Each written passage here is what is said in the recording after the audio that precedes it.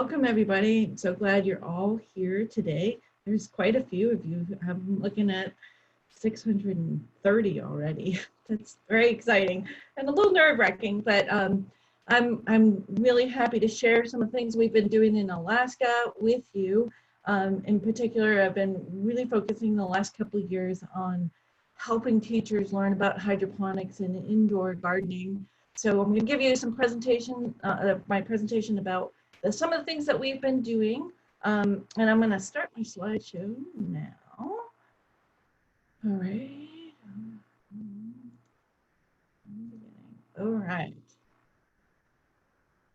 All right. So I just want to give you a little bit of overview. Some of you think, oh, Alaska, there's really not much you can do there with agriculture. We do have a very vibrant agriculture community in Alaska.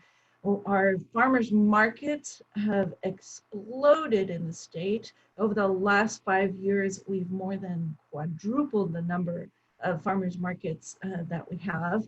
And there's been some really fascinating new products in our agriculture. Peonies.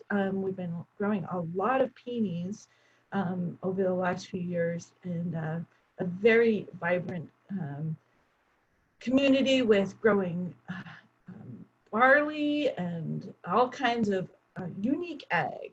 But just to give you perspective, Alaska is a huge state.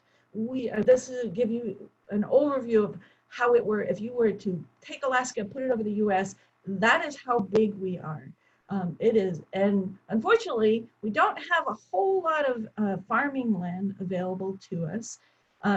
But we do have a number of we have 990 farms in our state that were on the 2017 census, and a lot of production happens. One of the other things that we do a lot in the state is seafood, which is in our state is considered an agricultural product.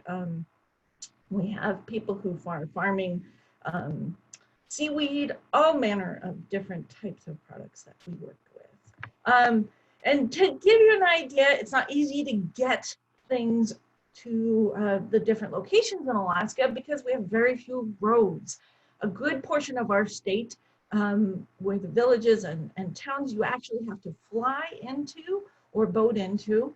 We have a number of river systems, so people rely on boat transportation, but a lot of the smaller towns and villages in Alaska, especially along the southeast part of Alaska, all their food comes in, it's shipped in by boat or by plane, and it's pretty darn expensive. So farms that grow things in Alaska, the shipping costs are pretty high compared to lower 48, and that's how we refer to them. But because food has a hard time getting to villages in a really good condition, there's been a huge interest in learning how to do farming in the state in a bit of an alternative way. There has been a huge flux of something called high tunnels, which is what you see down here. High tunnel growing extends the season, but you're still growing in the ground. It's not like a greenhouse where you're growing above on tables. This is actually, plants are planted in the ground in a high tunnel.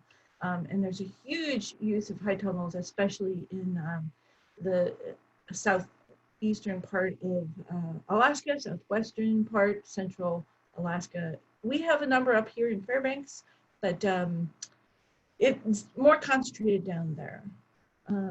So I do a lot with going into classrooms and working with teachers. I do a lot of teacher workshops on agriculture in Alaska.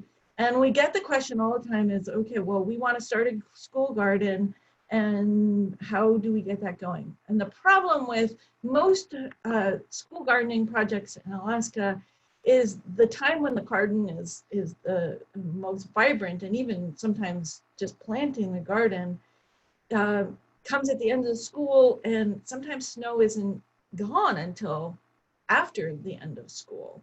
So for us, there are a number of school gardens in Alaska, but for some places like Fairbanks, it's just not really practical. This is a picture of a school garden here in Fairbanks that is sponsored and managed by a local farm community called Calypso Farm. And so the kids help with planting some of the vegetables in the garden and the plants before they leave for school. But the farm is not managed by the school in the summertime. It's managed by Calypso Farm, and they have a youth project that works in the garden, and those kids are they manage the garden and they have a farm stand, but those kids often aren't kids who go to the school. They're kids who are brought in from the Calypso program. So we encourage school gardening, but it's better actually to do a school garden indoors.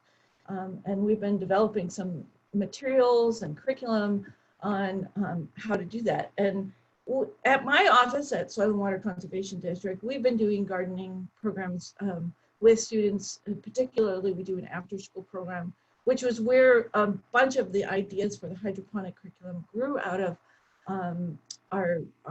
We had an instructor who was really interested in learning how to do hydroponics with kids and started developing lesson plans with us and piloting them with our after-school program. So it's 45 minutes for 2 times a week.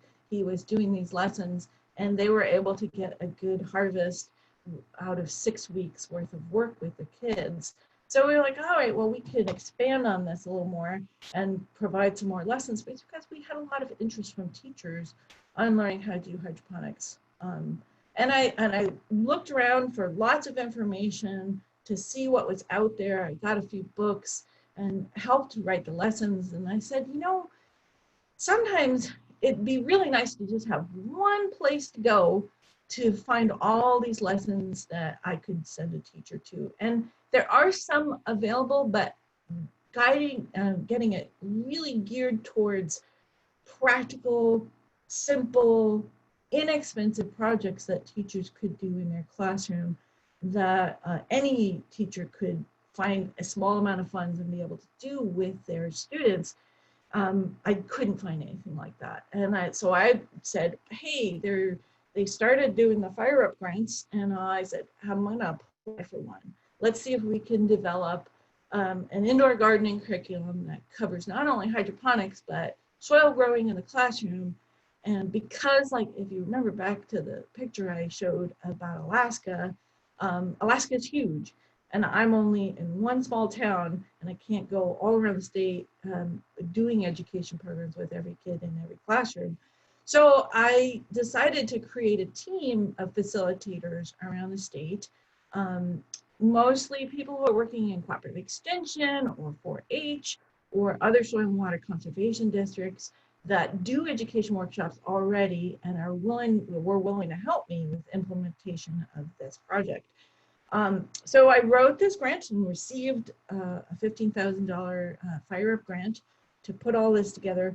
The original grant, I had an idea that we were going to do workshops with everything as soon as we could right at the end of the year.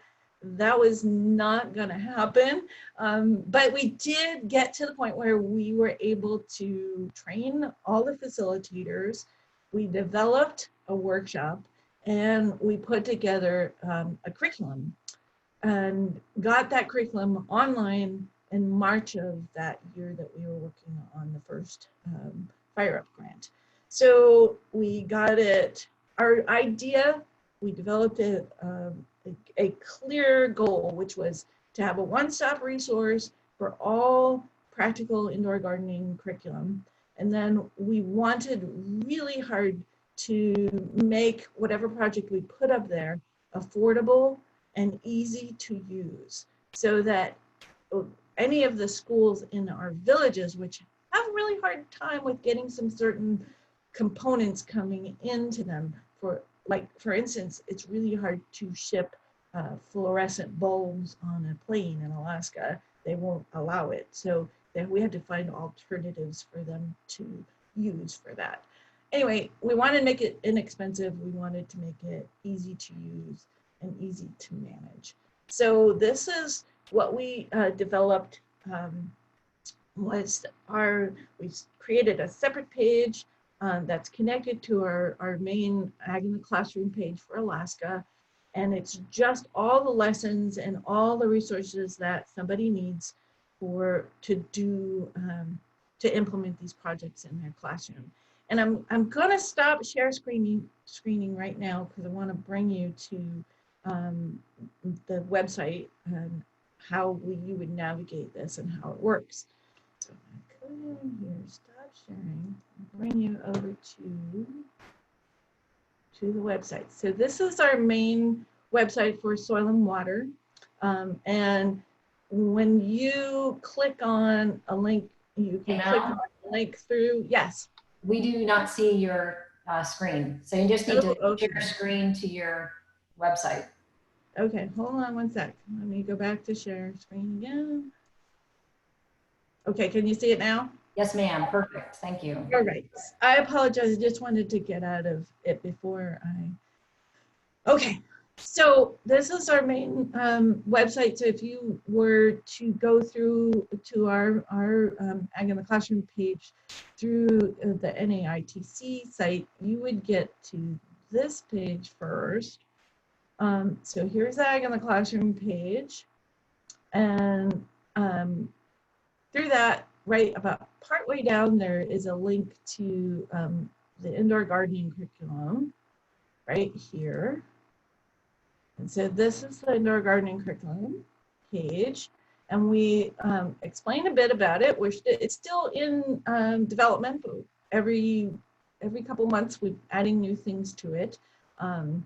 So we want to make this as usable to teachers as possible. So we did a number of documents for correlating lessons both to the Alaska education standards as well as NGSS science standards. And we're working on developing some more links to cross-curricular activities. But there's a lot in these two documents, and I'll show you in a moment here. So we developed them as a chart. Download this. All of it downloads right to your computer when you click on it. And just so you can see how it's laid out. And we have the Alaska standards on one side, which are pretty close to NGSS, but not exact. So we had to put both of them in there. And we went by grade level, just so you can see. So we found teachers have really enjoyed this resource, and we wanted to make it so you had the descriptions there, and it wasn't just the numbers and the so you could see what would be usable for your lesson plans. Okay, I'm gonna look at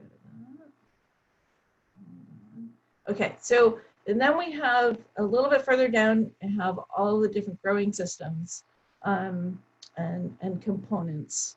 And so we did separate it out, and this was as a result of what teachers told us they wanted. And you can see there, and any of these are clickable, and they will download right onto your computer. Most of them are in Word format, so you can change them if you need to. And one of the things that we do in our workshops is a number of different stations, and that's what teachers like to do is stations with their kids. So we put up not just the lesson plans, but instructions that you can print off and put at a station for the kids to work on, or when you're doing the activity in your classroom. All right, I'm gonna go back to my PowerPoint here. And everybody can see that okay, Lisa? All right. Yes. So, okay. So one of the things that we wanted to do was make this a sustainable resource and know that we could keep continuing developing the curriculum. So by creating that network of educators in Alaska, we've gotten a lot of feedback from teachers all over Alaska to help us perfect this.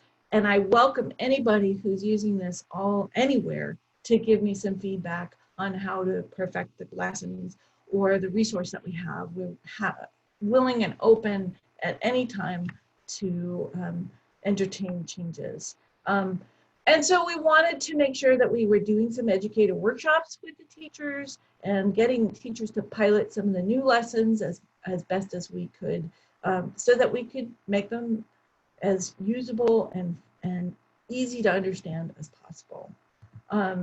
So during the first year, we got just basically through the curriculum and weren't able to do as many resources. So we wrote another grant the following year to continue it. And we wanted to get all of our facilitators into the classrooms more and get a bit more evaluation on the lessons. So we were reaching out to a number of different communities, especially in rural, remote Alaska communities, to figure out how we could do some more virtual lessons as well. And we're working on those right now.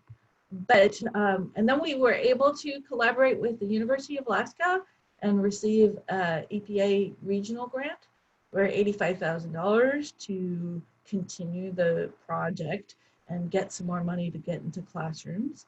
And the Farm Bureau here in Alaska gave us some money to do that. So again, here's those standards.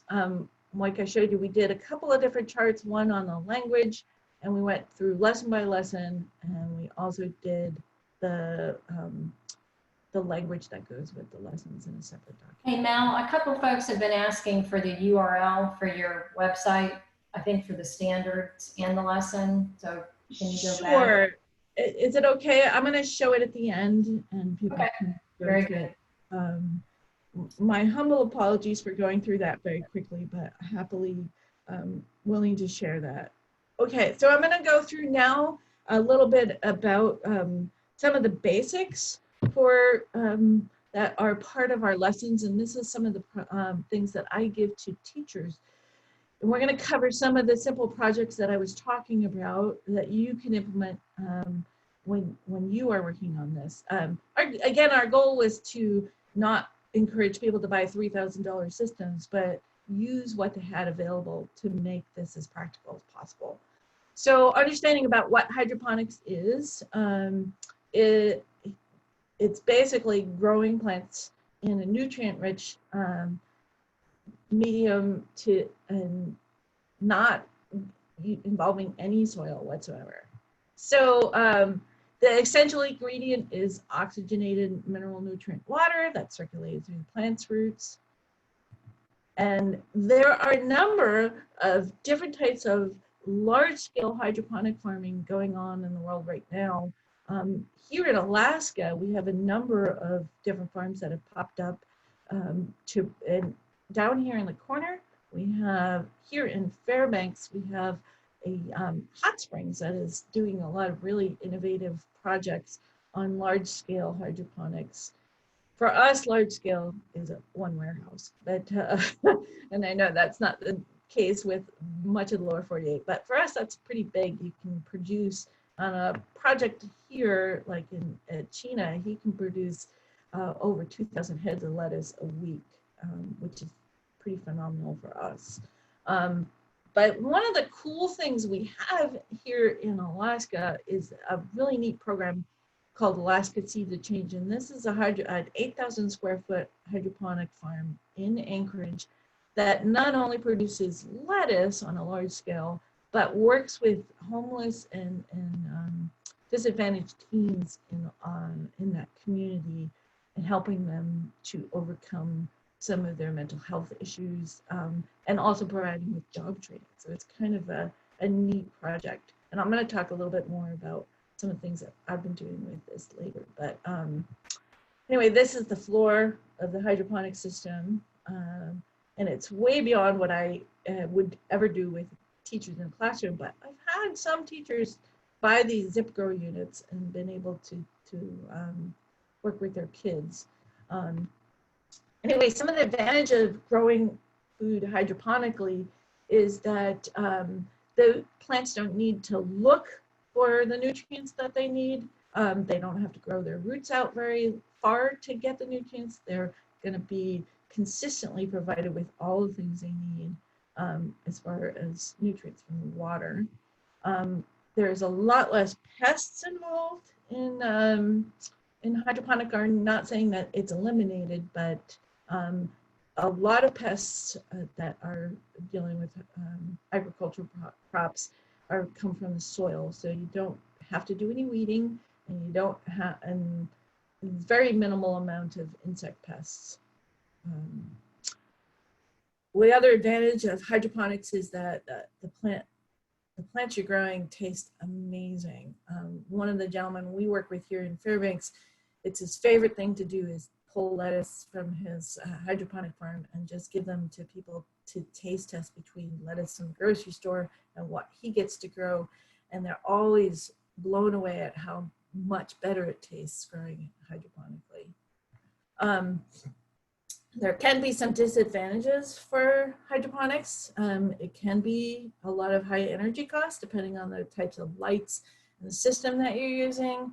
There can be moisture from the systems that can cause some damage. You might really need to do daily attention and keeping track of pH of the water and monitoring for mold growth and algae growth.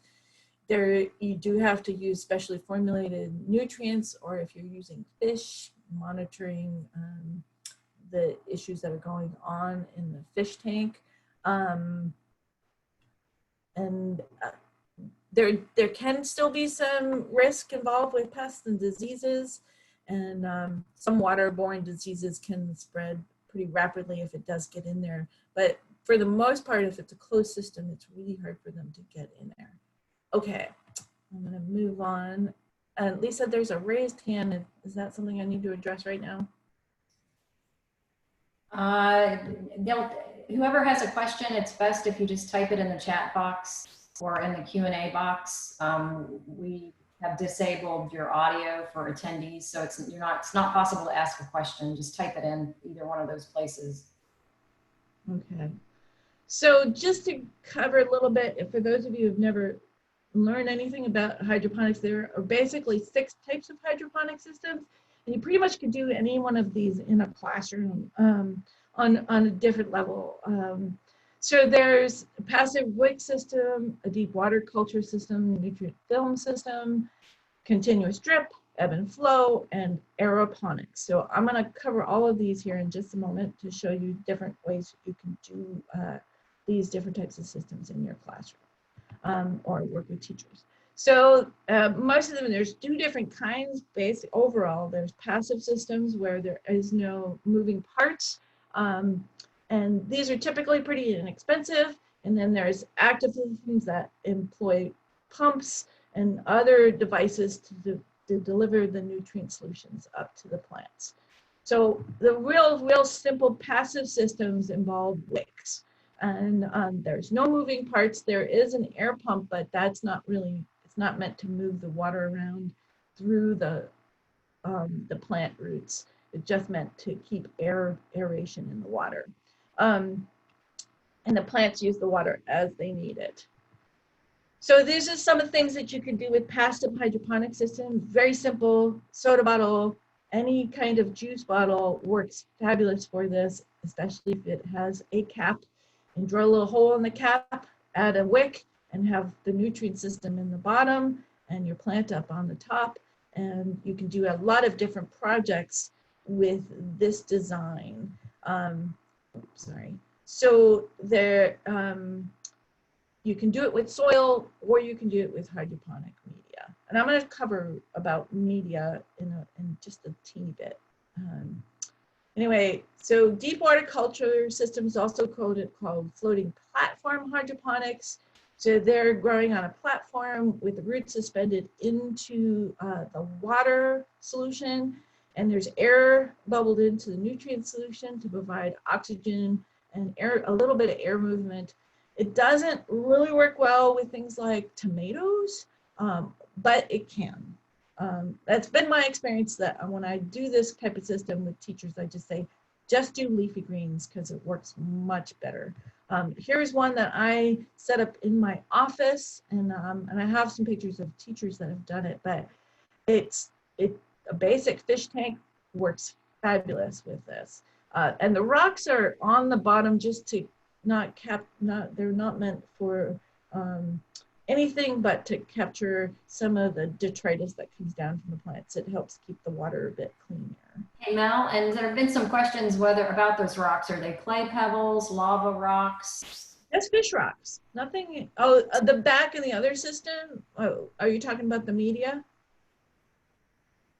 The round balls. The round balls are clay pebbles, and I'm going to go over those in just a minute. I'll show you exactly what those are. Anyway, you can not just do this in a fish tank, but you can do it in a storage tub as well. Any kind of Rubbermaid tub or storage tub works fine for this. In fact, sometimes it works better because you don't get a lot of light in there and the algae growth is more limited. And this is a kindergarten class that I worked with here in Fairbanks, and they decided to do a test between the plants that grew in the tub versus the plants that grew in the fish tank. And they found that the tub worked much better. Anyway, it was kind of cool to see this project as it grew. One of the things you may have noticed in that last slide, there were some fish in the fish tank one, and you can do aquaponics with your kids. The one thing, and I had this description just the other day when I was talking with someone, what's the difference between aquaculture and aquaponics? We could do aquaponics in Alaska. We cannot do aquaculture. We're not actually allowed to raise fish in a system for people to eat. So aquaculture is usually meant to describe things that are you're growing something in a closed system for eating the fish. With this system, you're just using the joy that the fish provide and nutrients to help the plants grow. So the fish are creating an ecosystem, and the plants are feeding the fish by they're eating little bits of the roots, and you don't actually even have to feed the fish after the system is going, which is really nice. I'm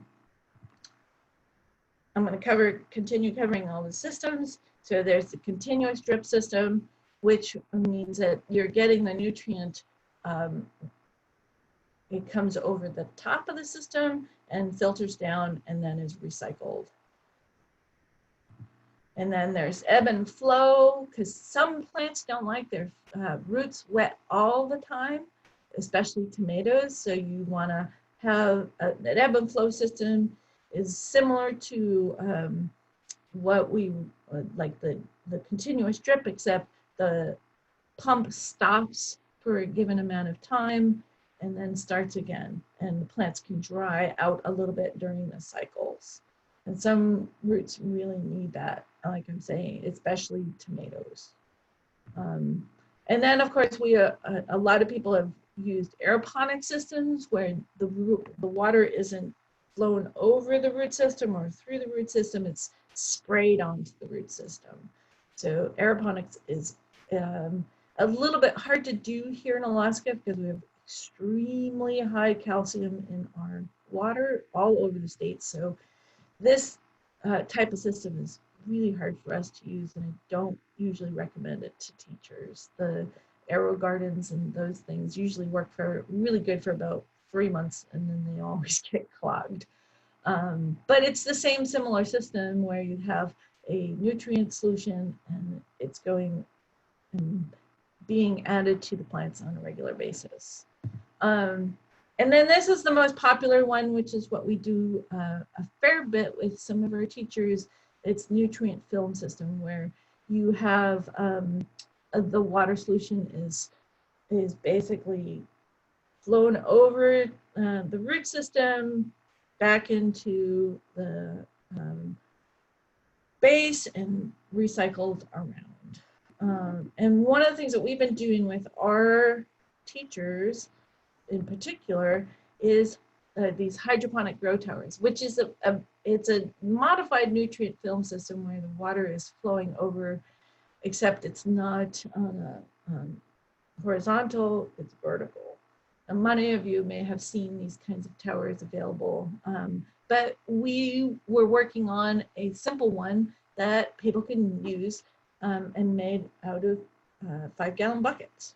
So one of the hydroponic farms here, Chino Hot Springs, developed this tower, which uses a sump bases at the bottom and then 5-gallon buckets, and there's a pump at the bottom, and it puts the water up at the top, and then it flows down over the roots that are in the elbows. And this is a tower that was in a 5th grade classroom here in Fairbanks, and that was in February when they were growing their plants. And there was snow on the ground. So one of the things that I started doing last fall was workshops with teachers, and we were put together the tower with them. I would lay out all the tools and all the directions and all the pieces they needed and let them put it together based on the directions, which are on the website, by the way. And these, no matter what size group of teachers I had, whether it was 7 of them here or 12, they always got it done and finished within an hour and a half. It was a wonderful project. We really enjoyed it. It was a big part of our workshop. We had a lot of teachers say, well, this is huge and it's too big for my classroom. So I've been working with University of Alaska Fairbanks folks, and I'm going to explain them in just a moment, on developing a smaller modified grow tower. And this one has the 5-gallon bucket on the bottom, and these are 2-gallon buckets. So it's a much smaller system with only 16 plant sites, but you can get a lot of food out of this one. And both of these 2 bucket systems, neither one, all the components will cost more than $300. That was a question that some folks had, how much the one tower garden cost versus the smaller one. Well, the one thing that we've been doing with the smaller tower is, and this is a project that we've been working with UAF, is a program called Upward Bound, which is working with kids on encouraging them to get into science careers. And they had developed they developed this smaller bucket system and then shared it with me, and I was thrilled because I had a lot of teachers asking for the small bucket system. But their whole idea of it was to connect it with a Raspberry Pi system. So the kids were learning about modifying it, but also how to connect it to a computer system to do all the work and monitor the pH, turn the lights on and off, and also have a camera that would send video of the growing tower to all the different classrooms that were participating in the project. So they are working right now on the automation activity. Because of COVID, it got a little bit delayed, and I really wanted to have the lesson plan up there before the end of this year. But unfortunately, COVID kind of put a stop to it. But we are hoping to have that lesson plan up this summer on how to connect it to either a Raspberry Pi or any of the other automation systems that you can work with kids to use. But we did a workshop in February, and part of the workshop was putting together the towers. We put together 10 towers with the folks with the Upward Bound program to send them out to villages all across Alaska and down to Louisiana, actually. There was some kids from Louisiana who were part of that. And the kids during the workshop did all the programming for the Raspberry Pis and put the whole system together. And this was a one-day workshop. And these are the 3 students from UAF who are working on the lesson plan for the automation of the tower at the moment. Okay, so just to go back to what I work with teachers, I'm taking my time. one of the things that we think about when we're growing our plants is making sure that the plants are getting the right nutrients. And of course, there's the big three, and then there's the trace elements that you have to think about. And the one beautiful thing is with hydroponics, again, it's easy to control all of the nutrients because you can get a ready mixed nutrient solution that you can add to the hydroponic towers to make sure they are getting everything that they need. So this is the one that I typically recommend. There's so many out there right now. It's been fabulous with the influx of different kinds of nutrients available for hydroponic systems. It can be a little bit tricky. But one of the things to do is, and like I said, that automation system can do pH testing for you if you have it set up right, and give you feedback on it. But kids can do really simple pH tests with the water, and the pH often gives you an indication if there's any issues. The plants will show you as well. But this is one of the things, questions we say, okay, well, what kind of plants? Like I said, I often tell teachers, start with lettuce or basil, which is my favorite. But you can, in any kind of hydroponic system, kale works fabulous, any kind of herbs, and you can do peppers and tomatoes in a number of the different systems. But I usually recommend teachers to start with the simpler ones. One of the things you want to think about is what kind of medium that you're going to be having the plants start growing in. So these are ones, when I do workshops, I have the teachers investigate all these different types of growing media for hydroponics. Hydroclay stones are one that is used very regularly. That's what you saw in the soda bottle ones. Perlite can work, although perlite gets a little bit cloggy on some of them. But rock wool is like the number one. People use a lot of rock wool in hydroponic systems. And what is rock wool? Rock wool is basically made from melted down rock that's spun into fibrous cubes. And it's a form of perlite, but it's really great for growing things hydroponically. Another one that I typically use when I'm doing my hydroponic systems is these things called rapid rooters. And rapid rooters are a type of peat that's held together with a glue-like substance, and they're a fabulous substrate for holding the roots. The roots can grow through the rapid rooters. That's what you need for any type of media that you're going to use. And sometimes you can mix them. When I work with teachers, you can put the rapid rooters in a net pot, which is what you would use in the floating system, and surrounded by the clay balls there. You want to think about your air and water pumps. I don't go crazy. I go to the pet store and I buy the air pump and the air stones that would go into a fish tank. That's all you really need for the floating hydroponic ones. For the towers, we buy these very simple submersible pumps. You can buy them. I've seen them at any hardware store or a hydroponic store, but they need to be submersible for the ones that are in the basins for the recycling systems. Thinking about lighting, that is kind of one thing that often gets forgotten with the systems. I recommended over the last 2 years, LED lights work perfectly. And you don't need to get anything super fancy. Fluorescent lights work just fine, but the advances in LEDs have been wonderful. With growing plants, there's a number of different research out there, but I've found in working with teachers, don't spend $300 on a light. Go ahead and buy the $40 LED light.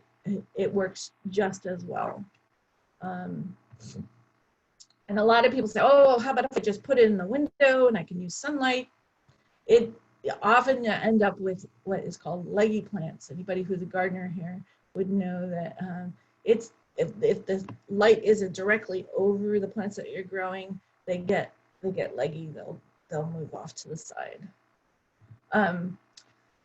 Anyway, I wanted to share and finish up my presentation with a couple of different things we've been doing with the classrooms here. Just give you a little overview of some of the projects. This is one of the schools I work with here in Fairbanks. The kids have been doing journals and they do artwork. And this is right outside the school, the classroom door, so that instead of it just being in the classroom, all the kids in school get to see what they're growing. This is the kindergarten school that I've been working at here. These are some of their projects that we worked with, helping them get set up.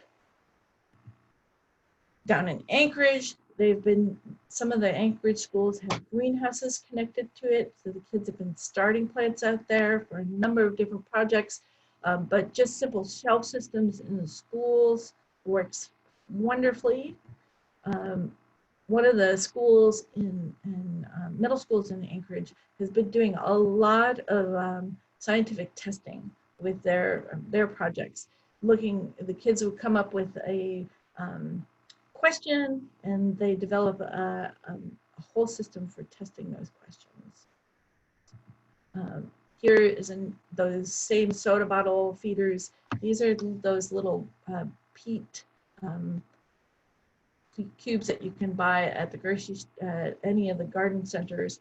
They use those in their soda bottle feeders. Okay, here's some of the projects down in Juneau.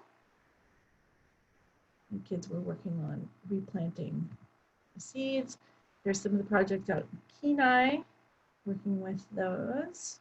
Kenai is a peninsula that's to the west of Anchorage.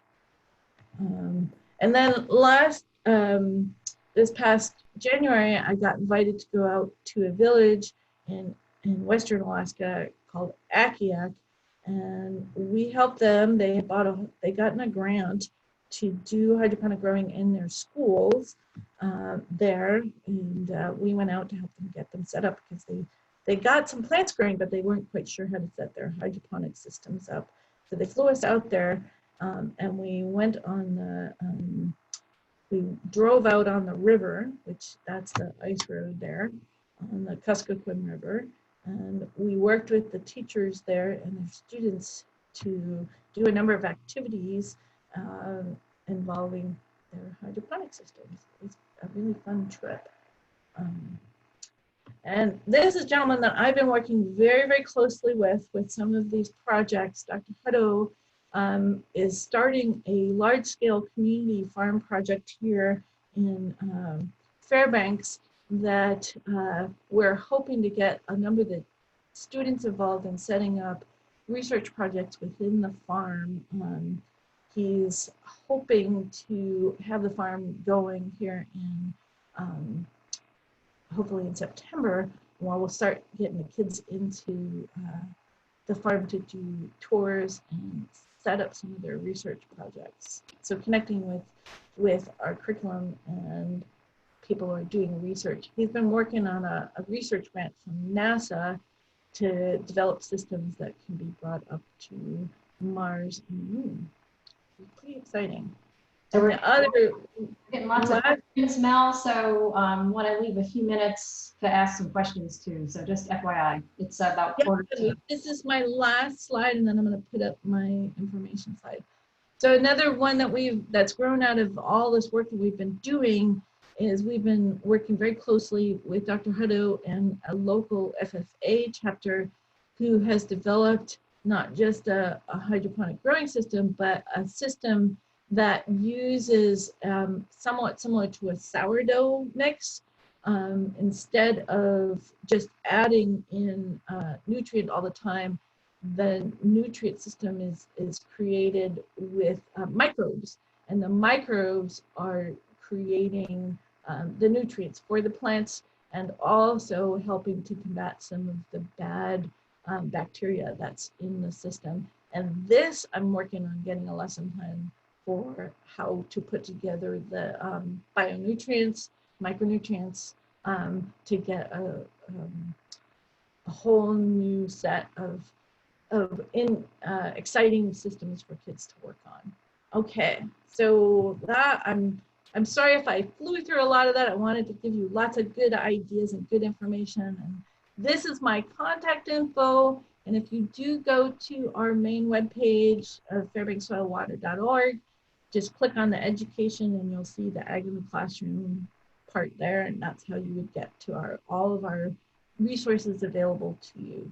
So I'm happy to answer some questions now. Please feel free. I hope I gave you enough to get started, at least to interest you in looking at our curriculum and seeing what we have. Yes, you have, and there's lots of questions. Leah Spielmaker wants to know, out of the 6 types of hydroponic systems, which one do you think is the easiest to set up in classrooms and the most efficient?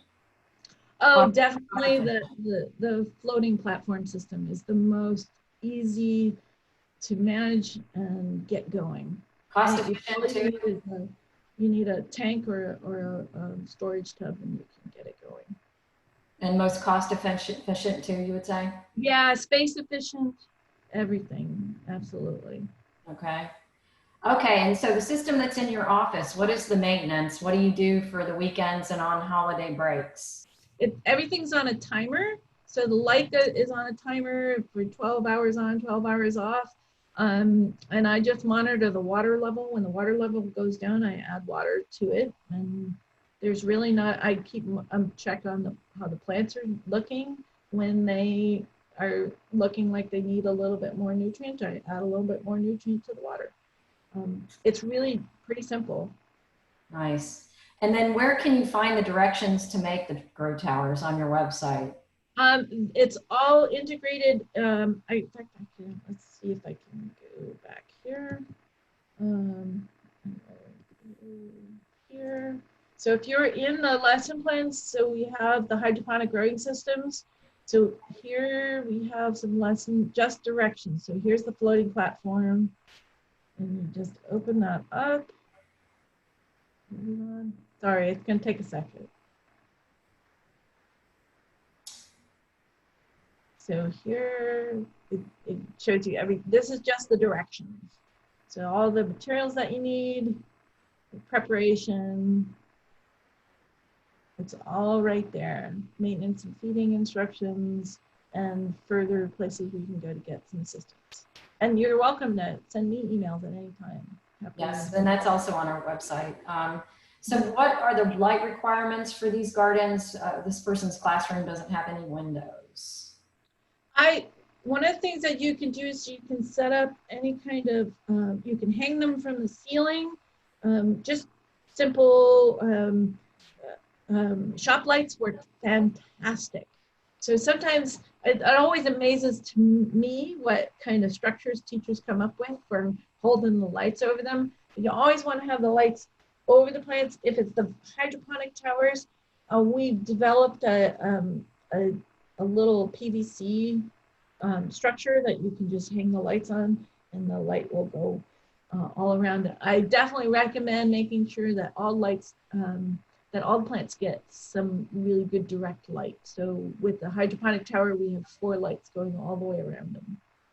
And do the plants need to be already rooted before placing them in the hydroponic system?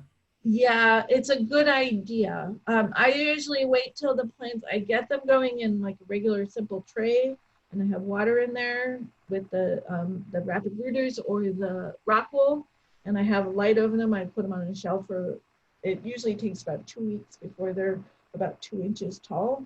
And if you use that, the sourdough starter stuff, you can actually get the plants to root and be ready in a week, which was amazing for the kids to learn. But I usually don't put them in the tower till they're about 2 inches tall. Okay. And do you have any recommendations for organic nutrient supplements for plants? She's asking this because some schools don't allow those types of chemicals in the classroom. As I was saying, that's the beauty of the fact that there's been such an influx of different kinds of nutrients out there due to different kinds of farming being very gentle here. I call them the tomato growers. What are you growing? Tomatoes.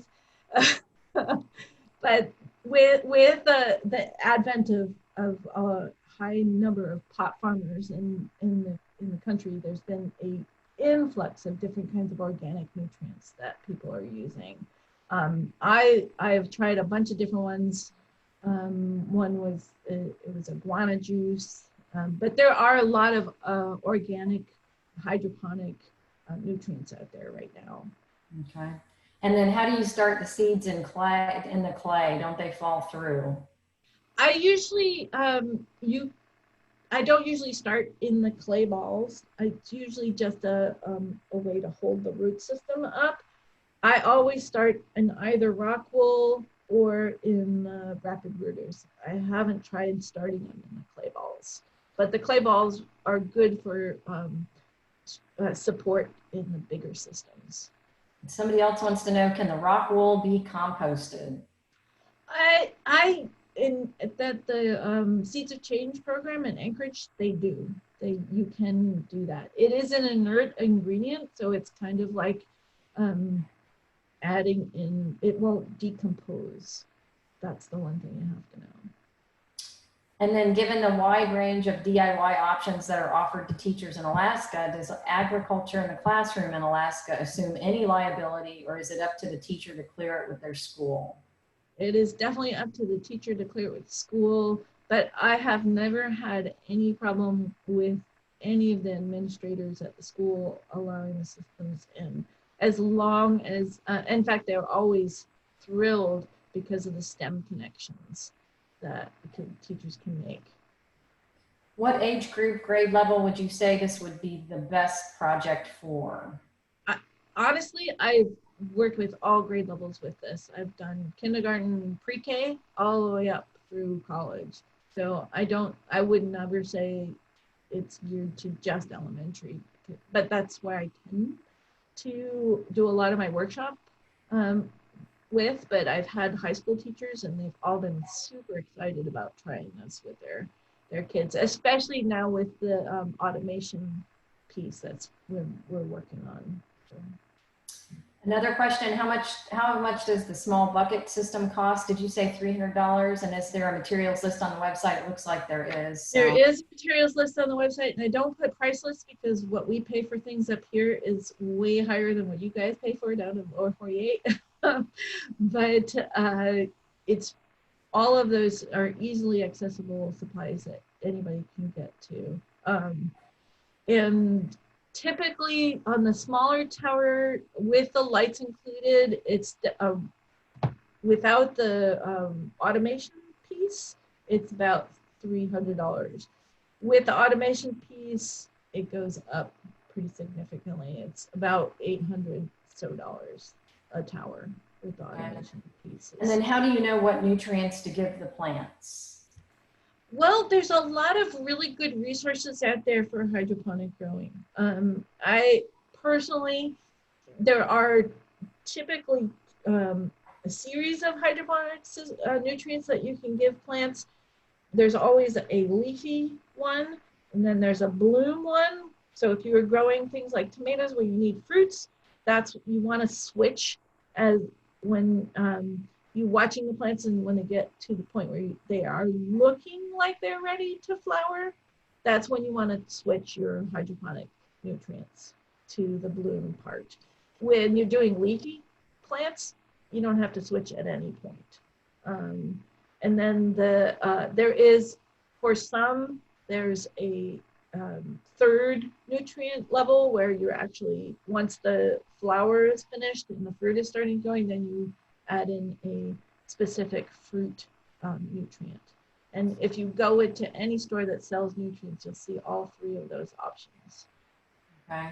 And then how do you handle pollination needs for growing fruits like peppers and tomatoes? We have a whole information sheet on the web page, the curriculum on doing that. Paintbrushes and or Q-tips. You have to do hand pollination when you want fruit, absolutely. Unless you're unfortunate enough to have insects in your indoors. And then last but not least, how do you purchase rock wool, and can you use it more than once? Rock wool is available at a lot of the hydroponic stores. If you have a store that's geared towards hydro, we have a few of them here, but you can purchase it on any on-site online site. Just type in rock wool. There's a lot of different options to purchase. They come in sheets that fit in a very normal garden tray, which works fabulously if you're going to do a big system, and you can break them up into smaller bits, but they are easily available either online or if you can go to a store that's near you. Could you also? Unfortunately, you cannot reuse rock wool. That's my opinion. You cannot reuse it. Could you do me a favor and put your last slide up with your website? There's some folks wanting to copy that down. And just so everybody knows, I understand that some of you missed the beginning when I said that we would be making Mel's presentation and the video recording of her presentation available, along with all the other sessions too, in a couple of weeks. Also, will be made available to you a certificate online that you can download, fill out, and submit to the proper organization to receive credit. But with that, I would like to thank Mel for her great presentation. Lots of interest in this subject, Mel, and you covered it well. It's obvious you know what you're talking about.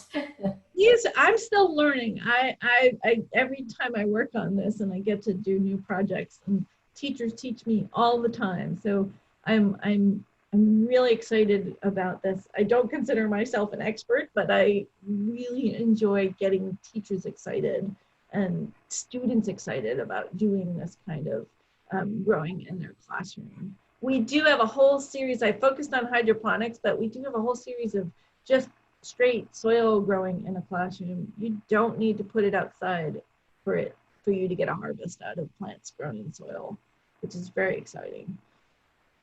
Neat. Thank you all for attending. I really appreciate it. Thank you everyone for attending. Thank you, Mel. And as I said, we'll make all of this information available to you in a week or two. So thanks everybody. Have a great afternoon. And our next session starts at 4:30 Eastern time. All right. Bye, Mel. Thank you.